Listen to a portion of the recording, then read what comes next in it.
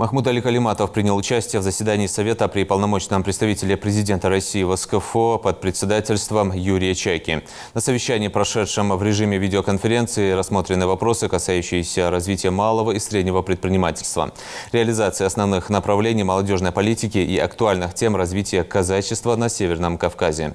Юрий Чайка отметил важную роль развития малого и среднего предпринимательства, так как данный сектор экономики способствует решению проблем занятости населения, создает конкуренцию, обеспечивая рост экспортного потенциала и наполнение внутреннего рынка потребительскими товарами и услугами.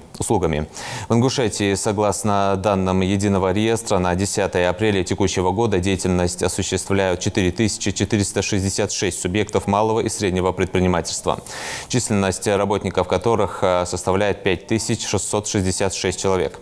По линии Минэкономразвития Ингушетии в 2020 году в рамках нацпроекта осуществлена реализация 4 региональных проектов. Общий объем финансирования проектов на 2020 год составил более 97 миллионов рублей. Стоит отметить, что в первом квартале 2021 года продолжена практика оказания мер поддержки по нацпроекту.